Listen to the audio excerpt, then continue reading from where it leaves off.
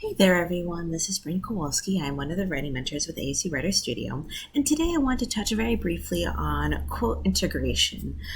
Something you may encounter with your projects 1 and 2 as you're drafting your work is figuring out how to best connect your quotes and your information that you gather from your research into your drafts and making sure that they connect fluidly with your intent and with your thesis. Sometimes what happens in early drafts is that your quotes can become floating or dumped, not necessarily connected to anything within the rest of the paragraph. This is almost like having a housing foundation without a house. You have something sitting there, but it's not connected to or supporting anything else. And the point of your quotes and of your paraphrases is to support and lend additional credence to the points that you were trying to make for your thesis. So today I've pulled up one of my old essays from a past folklore class that I took with ASU, and I want to go over both paraphrasing and some direct quotes and how I integrated them with the rest of the paragraph as a simple example. So starting out with this first one up here, this is obviously a paraphrase that I took from the chapter Legend Tellers. So my lead up into it is these two stories, while composed as print, still maintain the men's tone of voice, the narrative unimpeded by the lack of vocal cues that are present in what folklorists formerly considered to be a proper legend telling. Visual, vocal, and tonal cues go into a legend telling to impart context. So I could simply leave it at that and simply say that these three aspects go into legend telling to impart context. There you go, pretty self-explanatory. But then what comes to question is, what does that mean? Especially if then I just say that these different things go and help impart context, and then suddenly start talking about hearing heavy footfalls on the abandoned second story and the sound of shredding paper on the bottom step would be a terrifying experience for anyone, let alone a child of 12. How did we get from point A to point B? So this is where you can start to see that I have supported this paraphrase with a brief contextualization of the context given to better move from one point to the next. So after that, I say, without such, legends become cold reports, devoid of what makes them engaging. Mike and Hal's narratives, however, still contain the life that the authors imbued them with, their experiences remaining relatable and visceral. So in this first statement, you can see that I am further contextualizing what I just paraphrased, saying that without this aspect here, the legends become cold reports without any type of emotion or pathos. So already I am explaining the paraphrase. Then I tie it directly back to what my essay is about, Mike and Hal's narratives, further connecting this data with the main intention of my work. So something you always want to make sure is that any instance of data, any instance of paraphrasing, quotes, basically anything you found in your research that you're choosing to integrate into your projects must come back to the main point, the main thesis, the main intent of your work, the community, and the issue at hand, or the solution if you're working on project 2. If you make sure that you can do that, if you can always kind of contextualize it within that scope, it really helps to further support your work, and it automatically bolsters your data to showcase why it is important to be included within your work. All right, so moving down to the next one real briefly before I move into the direct quote. This is another instance of a paraphrase, but the difference being is that I identify also the title of the work as well as the author within the same statement. So it reads, in Is There a Definition for the Legend? Day describes one definition of a memorit as a personal account that an individual experienced and retells in the first person. So this is, again, just a light, quick paraphrase of information I had read in the chapter. But I don't simply say in Is There a Definition for the Legend? The author describes one definition. I mention day specifically as well as the chapter itself.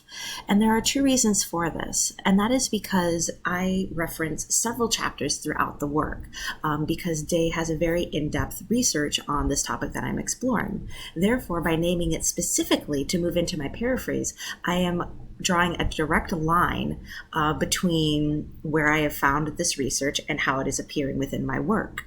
And the other thing as well is I'm noting Day specifically as the author because she is one of the leading researchers, I suppose you would say, or archivists within this specific community.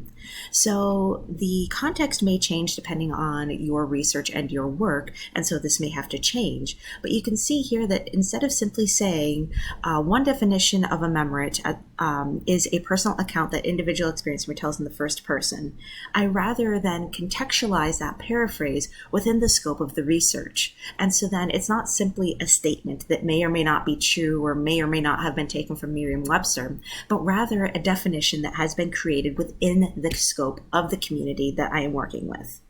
The other thing, too, that I want to mention real quick before I move on is that this essay was written in MLA format. So the in-text citation styles and the page number styles that you are seeing here are not going to be related to the projects that you are going to be dealing with in your English courses through the Writer Studio. So please disregard that. Just focus on rather the writing in of itself. So next, I'm going to move on to the actual direct quote that I use. Now, the quote itself I have marked in yellow, whereas the lead up and then the conclusion I have marked in teal. So the lead in to the direct quote is, as seen in these two stories, the author's diction has been maintained. Mike's speech patterns, verbal tics, moments of remembrance, and self-edits were included.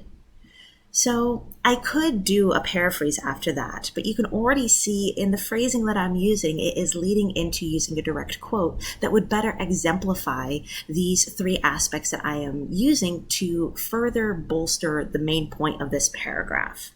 And that direct quote being, all these empty milk gallon jugs, and she started filling them up with water, and asked her, what are you doing with all this water, these milk jugs, and why was she filling them up with water?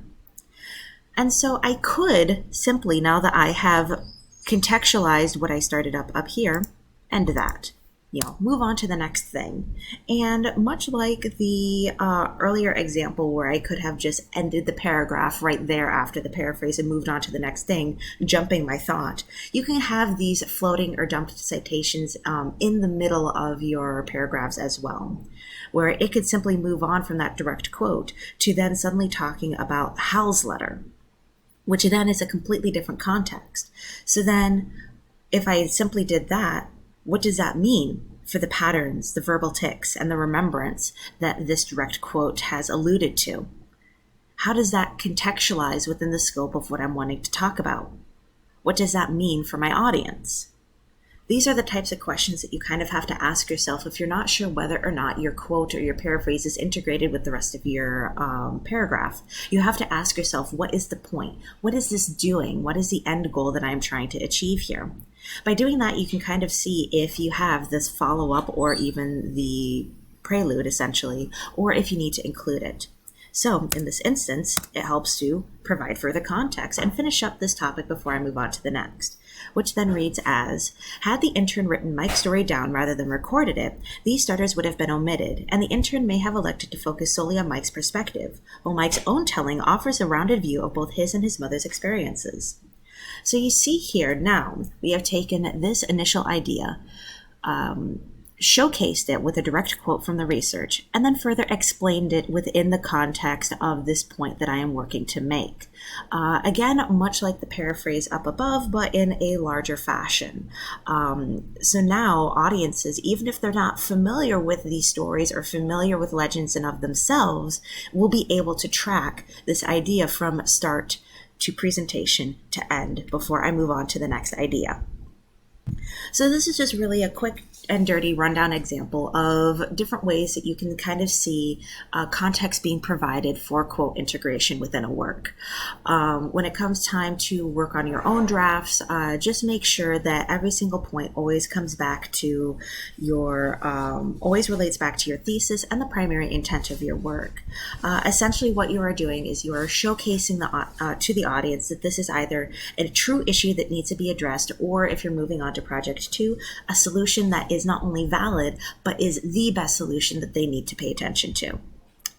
All right, I hope this helps explain the idea of quote integration and hopefully it answers some of your questions. I hope you have a wonderful rest of your day, and I wish you the best.